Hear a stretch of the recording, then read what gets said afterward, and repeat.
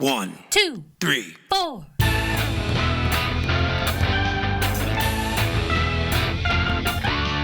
Monster movie. Fun time, go! Monster movie. Fun time, go. Monster Movie. Fun time. Go! Monster movie. Fun time, go. With Precious D and Honey Bee. Fun time, go! Ladies and gentlemen, boys and girls, friends and neighbors, welcome to Monster Movie Fun Time Go. I am one of your hosts, Precious D. And I am the other one of your hosts, Honey Bee. Honeybee and I are two best friends making our way through the history of kaiju movies. We started in 1933 with the original King Kong, and today we are up to 2009 with Raiga, God of the Monsters, also known as Deep Sea Monster Raiga. This is a sequel to Reigo. Was that his name? Reigo? Reigo. Reigo. Deep Sea Monster Reigo. What the hell was that one called? Yeah, Reigo. Deep Sea. It had that one had like 20 different names. This one only has 2 that I'm seeing. Let's see. What I don't have. There's not a Wikipedia article on this one. I am on wikizilla.org. Thank you, wikizilla.org. Reigo. And it's 10 years later, there was a sequel to this one called God Raiga versus King Oga, War of the Monsters. We'll get to that when we get to it. Thought that one was it first, and then I saw like on wherever I was looking it up, there was a date and it said 2021, and I was like, what the fuck? That's a long ways to do a sequel. That's a lot of years. Yeah. It is directed by Shinpei Hayashiya, who did the last one and also wrote it, and is also one of the producers. It's 81 minutes. Don't have any box office or cost on it. I don't think they spent a whole lot of money on this movie. And the cast is Yukijiro Hotaru as Hajime Ido, Miyu Oriyama as Matsuri Ido, Mao Urata as Hibari Ido, Manami Enosawa as Akari Ido, however it's pronounced, Hanji Yanegiya and Tokimatsu Sanyutai, it doesn't say who they play, and Makoto Inamiya as Commander Kito, I think that's the eye patch guy, Mizuho Yoshida as Raiga. So there's actually some suit work in this one. I think the last one was almost all CGI. This one's some CGI, but mostly suitmation. Honeybee, what are your initial thoughts on this film? Woo-wee. Man, there is a lot of crazy shit happening in this film. You can never look away. There's so much shit happening. A lot of crazy shit that has almost nothing to do with the kaiju. Yeah. Just a in lot the of weird beginning, when family I was like shit. a lot of weird shit. And in the very beginning, I was like, because they show things right away, things start happening right away, which always makes me worry because I'm like, oh no, does this mean there's going to be a lot of people shit? Is the people shit going to suck? Because they start with it. But this people shit was just weird. There was just like weird shit happening all of the time. And I didn't even have time to think about, oh man, am I bored with this storyline? Because most of the time I was going like, what? So also when I was first watching it, I was like watching it, I'm thinking like, oh man, Precious is gonna fucking hate this. He's gonna hate this so much, and I'm enjoying this so much.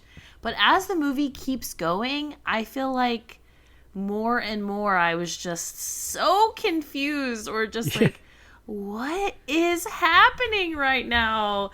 And I will say one thing. I will say there's a lot going on in this movie and there's a lot wrong, like that kind of makes it like not a good movie. But something that bothered me in almost almost every single scene is the score, because the music never matches what is going on in the scene. Never matches. And it was driving me crazy. And there's a lot going on in this movie. There's a lot to drive you crazy in this movie. But the music... So, yeah. What about you? Give me those initial thoughts. God, I don't know if I even noticed the music. Oh god, it's so bad. Yeah, I don't quite know what to make of this movie. I know. Same. I don't know if I'd call it confusing exactly, in that I understood what was happening. I didn't understand why it was happening. Like, why? Yeah. I mean, like, why is it in this movie? Why is this what we're watching instead of watching the monster tear shit up and watching someone try to stop the monster? There is some of that, but there's just a whole lot of this family that really has nothing to do with anything. Usually the people shit has to do with the people trying to figure out what's going on. But there's just a whole lot of this guy and his weirdo daughters. And Honeybee, did you see the after credit scene? Yes. Okay, you did. My All right. I gosh, just wanted to make sure. So funny. I did, because I just left the credits running for some reason. Although also on a lot of these streaming services, it'll try and switch you to a new movie. So if it doesn't try to switch you, that's kind of a cue that there might be something else going to happen at the end. So there's a post-credit scene, but it's not. It's it's a nonsense scene. It's not a really it's a little thing. We'll get to that. Yeah, I just don't know what to make of this movie. I think it's bad.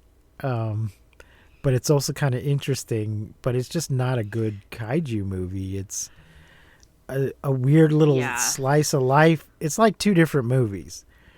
There's a kind of bad kaiju movie going on, and then there's this just weird slice of life family movie going on, and I don't know why. And the music is fucking terrible. Well, there's one part where the music like started and I was like, what are we at, a fucking carnival? And then it was like, oh, the Samba Carnival. And I was like, oh, okay, we are at a carnival. Okay, the music made sense for one fucking moment in this entire movie. But otherwise it was just like, oh gosh. Also, I will say something that I did love about this movie was like when it's like does the cut scenes and it's just a huge like kaiju foot, or like the kaiju like going across the screen in a very like cartoony way on to the next scene. That was hilarious. But oof, there's just so much of this movie that I was like, what are we doing? Why are we here? But it is really entertaining, but I don't think in like the way that you want a movie to be entertaining. Right. Yeah. All right. I did take a lot of notes, but I also have a plot from wikizilla.org. It does not have its own page on Wikipedia. The other movie does, but this one does not. Don't know why. So here we go. Thank you, Wikizilla. A school of bonefish awakens the enormous sea monster Raiga. These are the Not fish Godzilla. From the last movie. Yeah. These are the fish that were the harbingers of Reigo in the previous movie. And I wrote down, bonefish, ? So they wake him up. He feeds on them. A giant devil bonefish confronts him, biting his throat. Like you do. Is that what it was? Because I thought it was Reigo. So did I. I interpreted it. That's what I'm saying. The movie starts off with the new monster killing the monster from the previous movie. Is what appears to be happening. Yes. Raiga calls down lightning, killing his adversary and destroying a nearby tanker. Surviving bonefish attack a fishing boat. I thought this was hilarious. It was so funny. Oh, this was hilarious. A couple of fishermen talking about a beached whale that was washed up that was killed, and strange fish. They're complaining about the fish they're catching being weird and that there's something wrong. And then I wrote puppet attack. So the fish jumps up and attacks him. I think it's the fish he caught, or maybe it's another. I don't remember. And then my first note, for whatever reason, I'm not sure because I don't remember why I wrote this note or what it means. But my first note is ass pinch. What is this music? I don't remember. What is the ass pinch? What is that? I do not remember. One of the daughters pinches dad's ass. Oh, okay. Yeah, okay. But not like in a sexy way, like in a hey, cut it out sort of, or you're full of shit kind of. She's calling him on some bullshit by doing that, I think. In Tokyo. Okay, wasn't sure if it Tokyo? Was the boats happening. Yeah. No, it was the daughters. In Tokyo. Okay, good. In Tokyo, unlicensed street vendor Hajime Edo and his 3 daughters, Matsuri, Hibari, and Akari, discuss his late wife. It's not clear to me how long she's been dead, but these daughters are kind of assholes. He insists he's been faithful to her memory, but they're skeptical. They don't want this poor schmuck dating anybody. But it's not at all clear, has she been dead 6 months or 6 years? Or, it's really depends. How appropriate it is really depends on how long she's been gone. And that's when then she pinches his butt. In the evening, his 3 friends appoint him treasurer of next year's festival, much to his chagrin. So, yeah, I don't know. This part really confused me because at first he seems like, an unlicensed street vendor. He seems like a shady guy who's shady, but then he's sitting on some kind of community council that's taking place like in a classroom after hours or something, planning the festival. So now it looks like he's a leader in the community or, the local church or neighborhood. It's not clear what this festival is and what their job is, but it's the kind of thing you would see, a church council or that kind of thing.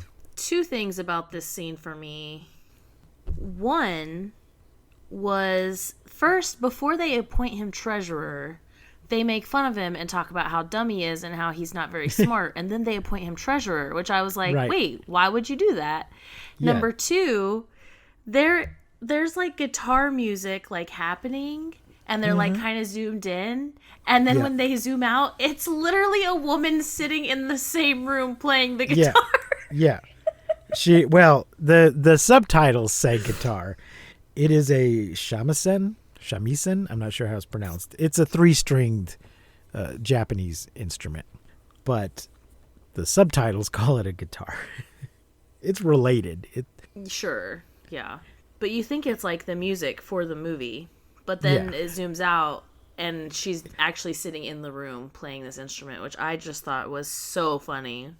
They're wearing modern clothes and she's wearing traditional clothes, which you get that in Japan. Some people like to wear traditional clothes sometimes, but it's just weird that she's the only one at this moment that's dressed that way. And she's, I don't know what, practicing, entertaining. I don't know. They're trying to have a meeting and I would think that would be very distracting. I feel like the director, knew a woman who could play the instrument and just wanted to include it in the movie. Because we do get some more of her later. And then we don't get some more of her later.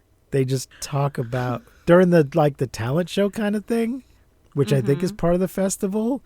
Somebody's like, "Hey, wasn't she great?" We don't hear her play. But I think that's why she only knows practicing. the one song. Yeah, I think she does say something about practicing for the show. I don't know. It's got nothing to do with kaiju, but we spent a lot of time in this meeting where he gets appointed treasurer. As they walk home, they watch lightning strike a beer cafe. A beer cafe? I guess that's different from a bar. At the Deep Sea Marine Life Research Center, a captured bonefish revives and kills a professor. Hilarious. And yeah, this guy keeps calling it devilfish. Like in English, I think he's saying devilfish as he's talking to himself. Isn't the scientist is just talking to himself as he gives exposition about the fish? Like you do. Oh, like you do. I looked at there was a thing though. I looked this up. When the lightning goes off, one of the guys says, "Cover your navel," and they all do it. And I was like, "What the fuck was that?" This is a thing. It's mostly this is a thing in Japan, but it seems to be a thing that adults tell children to do. So I think it had to do with the god of lightning stealing your navel and eating it. I don't know how he can eat your navel. It's kind of it's almost like eating a donut hole. We have things called donut holes that we eat, but you can't eat the actual hole in the donut. It's a hole. But maybe if you're a god, you can. Yeah, I guess you could eat this. To me, it seems like, well, you could eat the skin around the navel, but you can't actually eat the navel because it's sort of an empty spot indentation. Do you know what I'm saying? Am I making any sense? Totally. As they say, gods work in mysterious ways. Yeah. So this is, some weird old, I want to say superstition, but maybe more like a custom, because I don't think anyone actually believes. Real superstitions, people actually believe. I don't think anyone actually believes this god's going to steal your navel. But it's a thing. Yeah. And I don't know, I'm not sure how much adults do it. But reading about it, it seemed like they were sort of showing that these guys are immature and childish by them sort of panicking about covering their navels. They don't just do it. They sort of panic about it. Yes, that's true. They're very drunk. So maybe they're more concerned than they would be if they were sober. Also, before the scientist dies, he does sniff the bonefish, which I thought was kind of weird. Maybe he was telling him how fresh it was. I guess he just literally just got down and had some sniffs. Yeah. I was like, I don't know if that's how you should conduct those experiments there, bud. He talks about it being from the Devonian period in the Paleozoic era, and then chomp, the fish wakes up and kills him. Again, nothing really to do with anything else, because this isn't a movie about bonefish going wild and flopping through the streets killing people. It's just a thing that happens. Hajimi's daughters throttle him when they spot him with a woman. Whoa, Masumi. Throttle. Did they actually throttle him? I didn't think it was that extreme. I didn't think it was, maybe push him a little bit, but not throttle. Yeah. That and then night, it kind of Raiga, seems like the big sister, the oldest sister, has magical powers in this part. And I was like, okay, all right, so we have a magic girl. That's important in some kaiju movies. Goes nowhere. What did she? I'm not sure what you mean. Yeah, what because do? It's like she jumps up and this yellow. There's a yellow tracer behind her, and she does this little magic thing. Oh, and yeah. They do some crazy anime shit. And I'm not sure if we're meant to be taking that literally or if it's just a joke, or I had forgotten about that. But yeah, when they get upset, she acts like she's gonna do some kind of magic girl Sailor Moon anime shit to somebody. Yes, exactly. Yes. So I think that's just meant to be funny. I just kept waiting for that to happen. Yeah, it definitely was, because I kept waiting when are we going to get, Chekhov's magic girl? Never going to get her. I think it's similar to in a manga or an anime, sometimes a character, when they're expressing certain kinds of emotions, will change, but we understand that they're not literally changing. Like they'll turn into a little chibi form, but we understand that that's not literally happening. They haven't actually changed size. It's just an expression of their emotions. So I think that's kind of what they were going for there. Yeah, I think so. But then there's the closing credit scene or the post-credit scene. I exactly. Which That's is also, exactly what again, I thought when I saw the closing. Not to be. Oh, I was just gonna say, it's probably not meant to be taken literally. It's just Right. actors goofing around. Yeah, like as soon as the closing credit scene happened, I was like, okay, this is what I was waiting for the entire movie. Was that for that to go somewhere, and here it is. Right. Then maybe that would have been a better movie. Maybe they should have just committed to that. Anyway, that night, Raiga destroys a cargo ship in Tokyo Bay. At the Taito Defense Force underground headquarters, Commander Kito takes charge of the operation to destroy Raiga. So we get a lot of, and this is a very kaiju movie. We get government guys in a room pointing at maps and talking about plans, but it's a really shitty room. It's not one of those, in some of our older movies we get big rooms that look like it might be an actual government room. No, this is just an office that the director had access to. It's a very small room. A big table, small room. And these government guys are also very, very happy all of the time. Super happy. Oddly smiles. happy for everything's being destroyed. They are just laughing it up, drinking some, I don't know, what appears to be like an apple juice or a whiskey, or I don't know what it is. They are just having the best time. The only guy who gives a shit is Eye Patch Guy and some other random guy who every now and then gives a shit. It is very odd. I think that one of the guys is meant to be the Minister of Defense, and then various, aides and undersecretaries and whatever. And yes, for the government guys that are in charge of this, dealing with this crisis, they seem pretty happy-go-lucky about the whole thing. It's like, oh, well, maybe we'll stop and maybe we won't. It'll be fine. It's fine.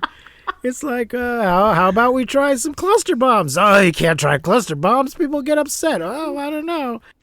It is really funny. And Eye Patch Guy, and he has a sidekick who was of indeterminate gender, to me anyway. Oh. At one point I thought it was a woman, and at another point I thought it wasn't. So, did you feel that way at all, or? I always thought it was a woman. I just thought it was a woman, but now I'm not sure. I thought it was a woman in the beginning, but there was something in a later scene that made me go, "Oh, maybe it's not a woman." The thing is, they're wearing, even though they seem to be in this control room all the time, they're kind of wearing some armor, some sort of, it's cheap shit, but some special forces sci-fi kind of black outfits with some plastic armor bits on them that are meant to look super cool, but just kind of look like we spray painted some motocross protection gear or something. And he's got an eye patch. Let's see, where was I? Yes, Commander Kito takes charge of the operation. As tanks would be held up by rush hour traffic, he dispatches fighter jets as the first line of defense instead. Reiga makes landfall, sending the Asahi Flame statue crashing down in front of Hajime and his friends. I'm not familiar with this statue. While the jet's cannons wound Reiga, his lightning shoots one of them down. He's a little weird. He doesn't shoot lightning out of his mouth like a normal kaiju like he would summons do. it. Yeah, he summons lightning, like he's Thor. He summons lightning. Although at one time he kind of does a kamehameha with shooting it out of his hands. Also we get this moment where one of the guys, first of all, there's like a huge giant shit, and then someone's like, it's art, and then someone else is like, no, it's shit. It's just a huge turd a thing comes flying. Yes, Something comes flying through the air and lands in front of him. And there, yes, I wrote a note. Shit or art sculpture. Reiga attacks. Suit? Yeah, but one of the guys says, it's Godzilla, and then another guy's like, no, it's not. Like, okay. Yes. First of all, don't do that. Godzilla in a shitty movie. But second of all, the fact that they're arguing about it, hilarious. I wrote reporter drinks. I don't know why I wrote that. And bear costume. Oh yeah, when people are they're going down, they're going along the street and then they start to panic at one point. But there's a guy in a bear costume. And then other people, was this just a random woman or was it the daughters? Somebody regrets their choice to go out in traditional garb tonight because you can't run in a kimono. Wah, wah, wah. Anyway, the airplane switched to missiles, indiscriminately firing them into the city. Nonetheless, enough managed to hit Raiga to force him to retreat. But And they start the hopeful music a little too early, so Right. I was very confused. They start the music and it's very hopeful and oh, and you think everything is gonna be, and then nope, doesn't work. Raiga still just starts destroying shit. And I was like, Yeah. wait, she gets back up and then starts marching. And I'm like, wait a second, why are we playing this music if she's still fucking shit up?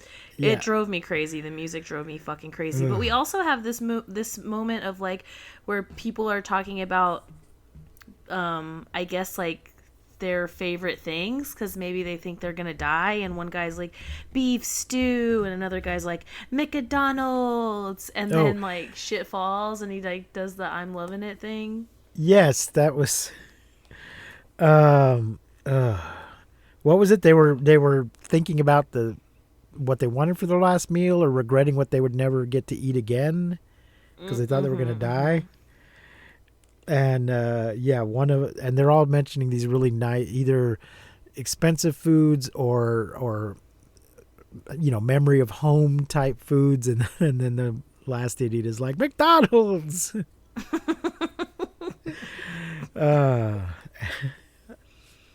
And yeah, they quote the slogan. I did not have a note about that. I'm glad you remembered it because that was kind of funny. But then we cut to 2 months later. Which, by the way, before we cut to 2 months later, the entire city is on fire. Yeah. And destroyed. 2 months later, it's just burning. 2 months later, everything 2 months looks later, fine. Ta-da! Put it all back. It's all great. And Hajime now and we're his selling daughters, these shirts. they're selling T-shirts. They're selling Raiga T-shirts. And they do really good.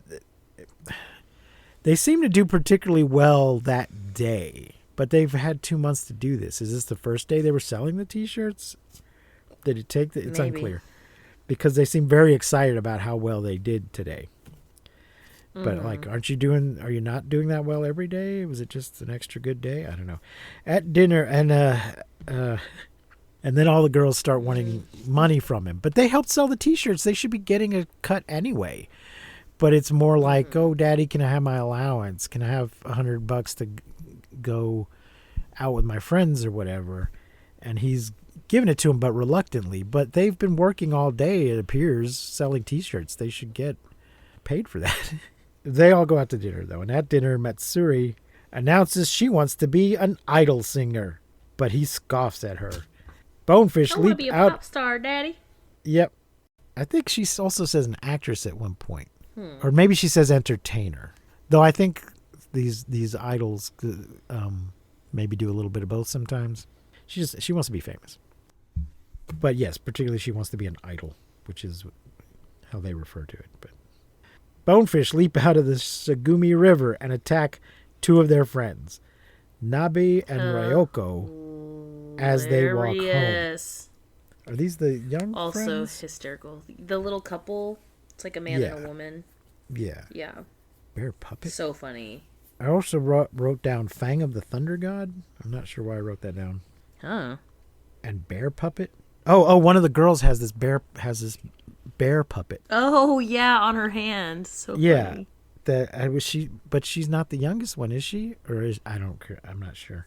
She's the tallest one, but she is also the youngest one. So she doesn't necessarily look like the youngest one. I think they use the puppet because she was taller so that they can like identify that she's the youngest one. Okay. Because she's taller than the middle one. Right. That's how I took it anyway. Because she does look younger, but she's just really tall.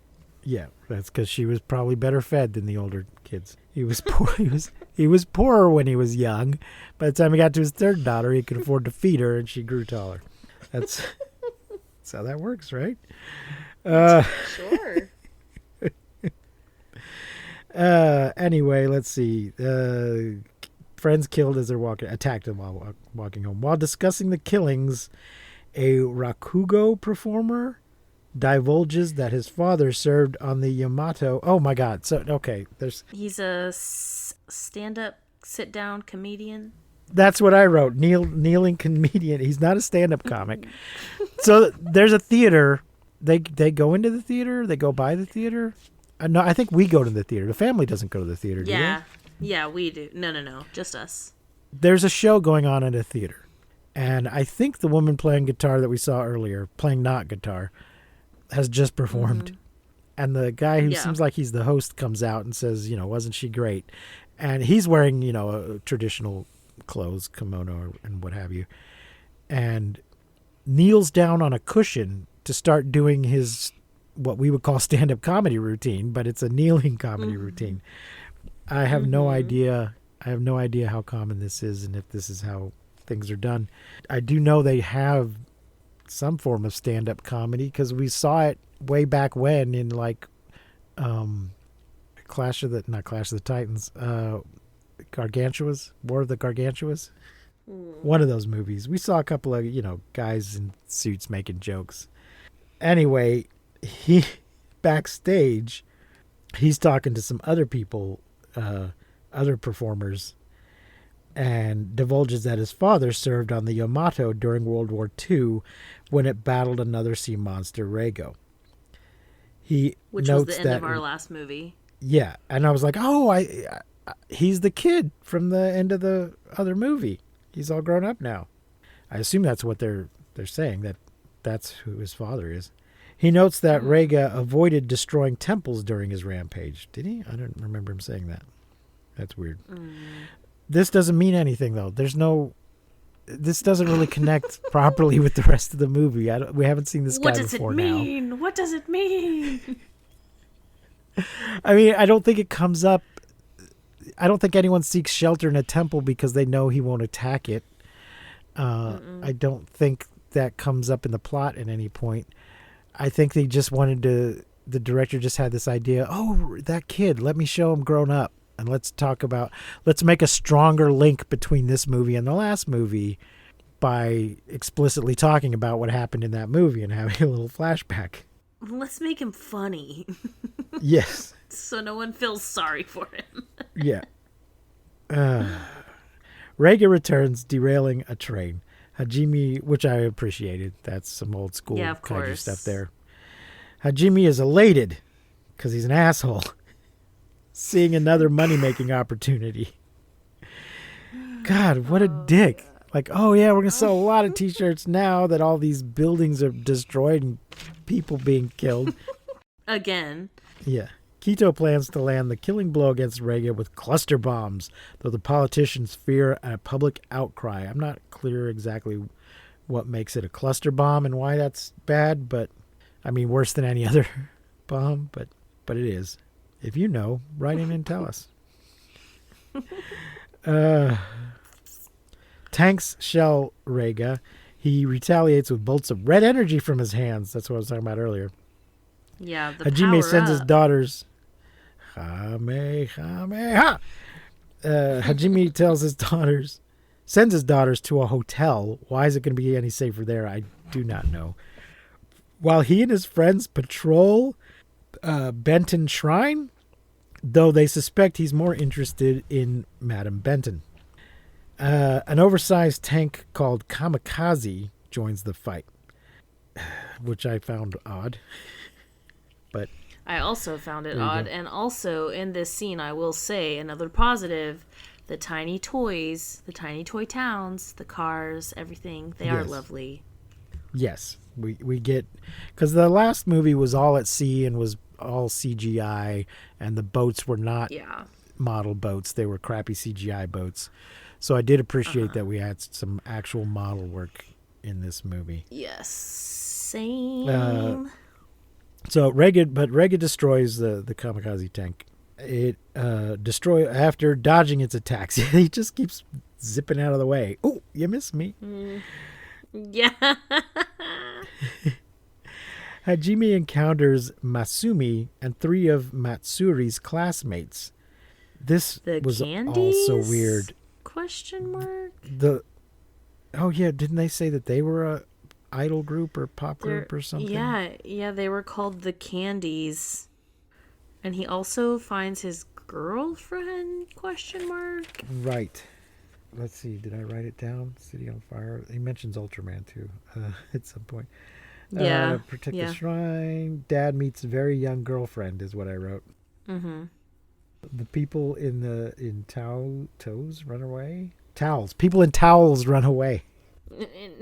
Yeah, the couple people running down the street are just wearing towels. Relatable. And, apparently he was a customer, I think. Something he says indicates. I think he was maybe getting a massage, wink, wink. Ayo. Let's see. So the classmates convince him to return to his daughters. However, he blurts out Masumi's name while mourning the destruction of the city, earning their ire. This whole section was so shitty.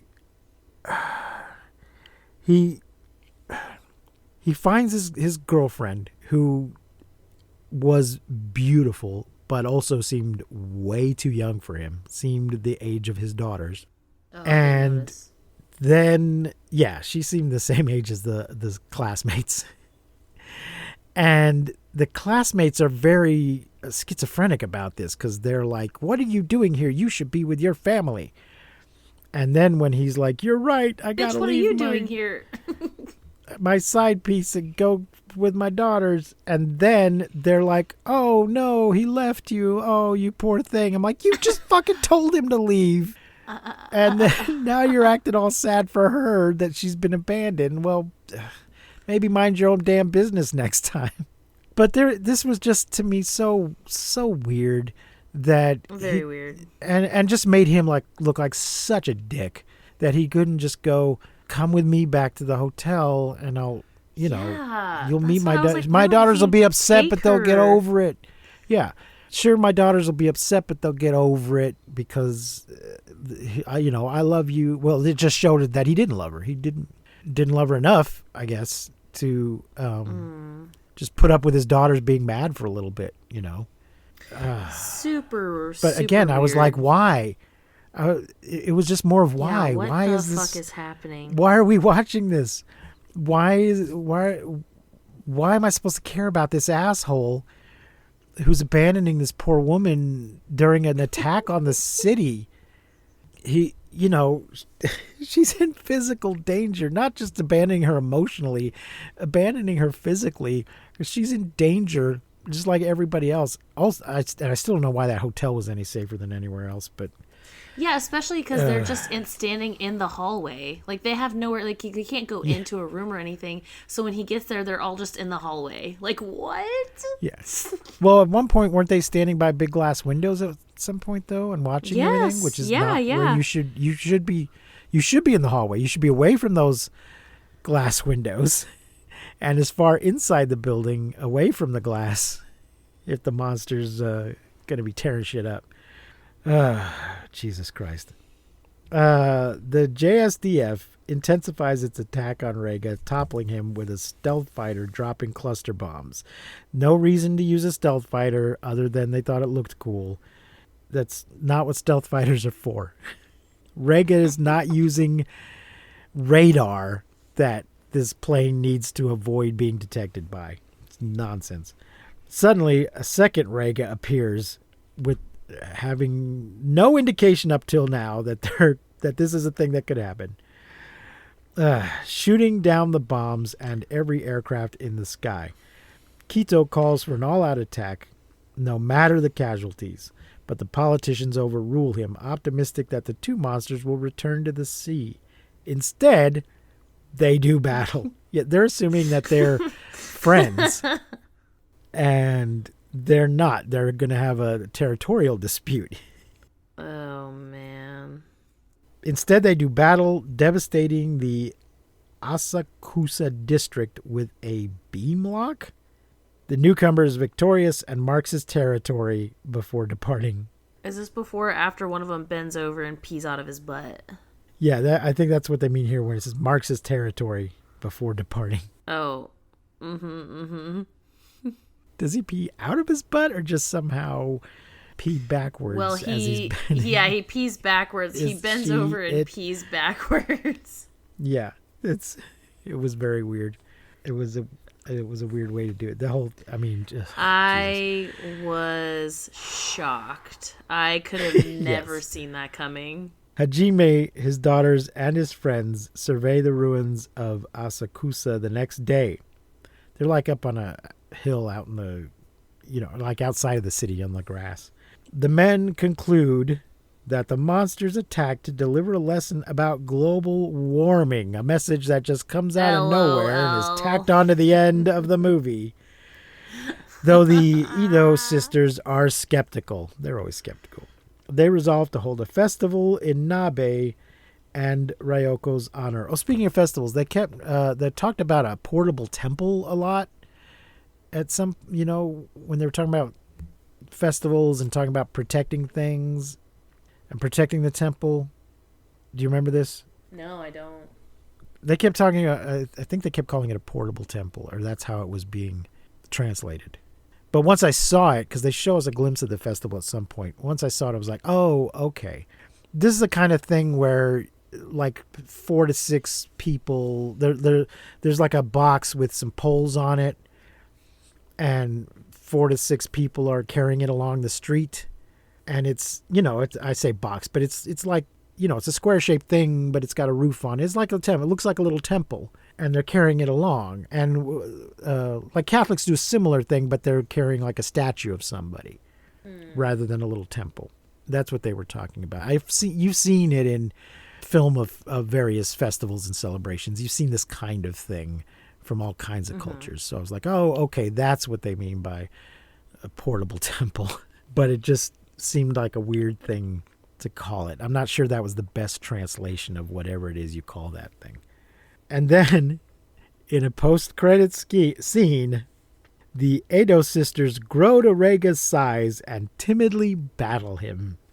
So basically, the actresses just walk onto the model set with the guy in the suit and do some posing and some karate chops and stuff, and then they're kind of like, yeah, and then jump back and they're just fucking around, and they filmed it and put it in the movie.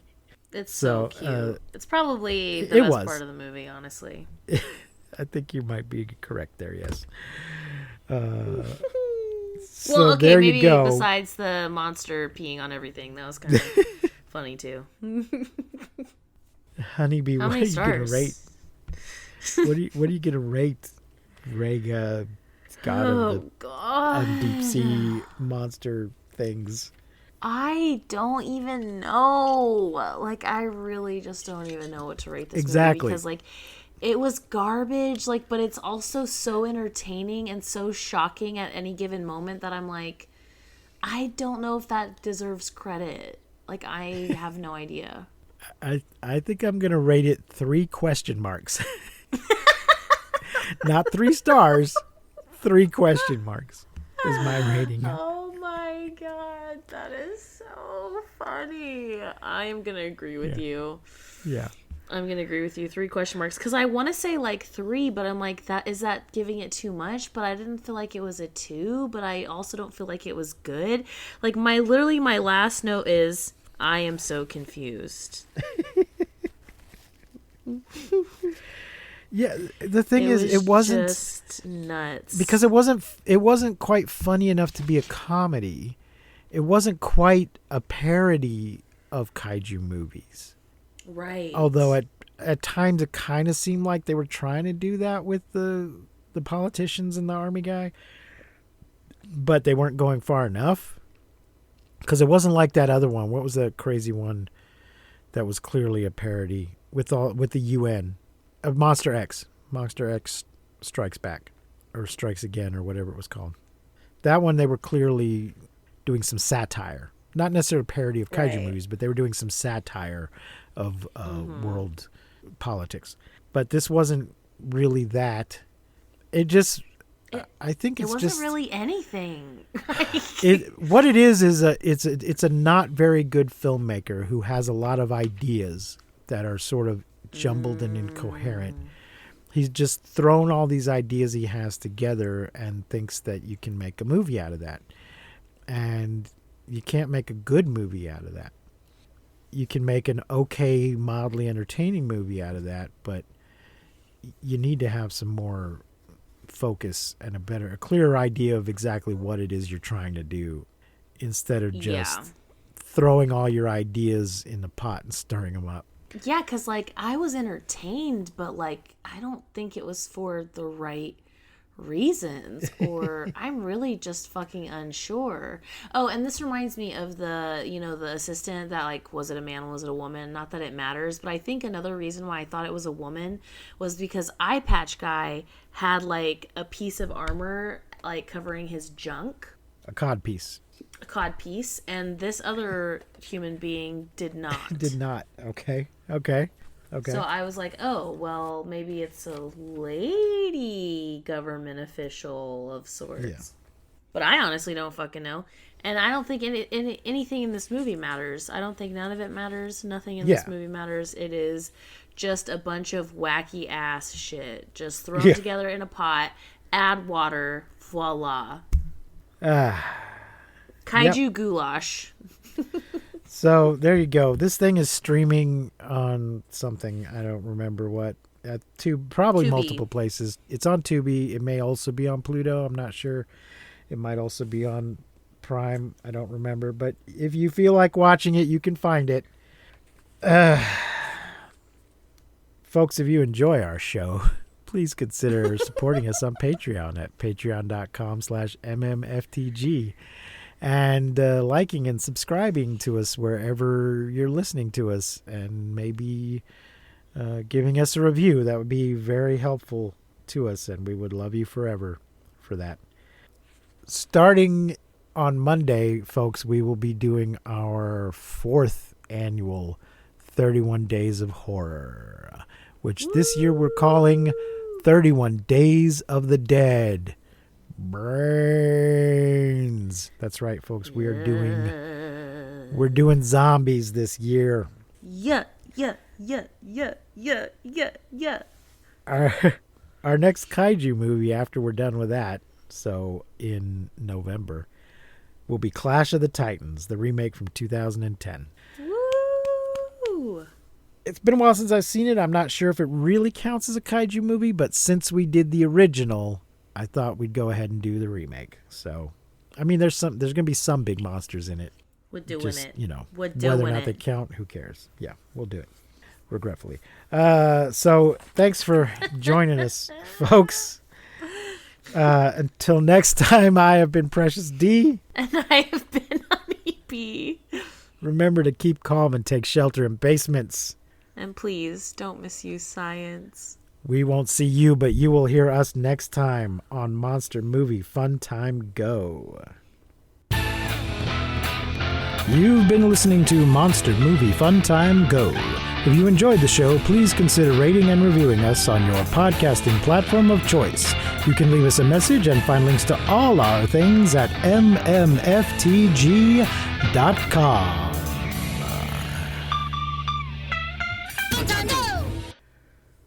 Wake me up when September ends.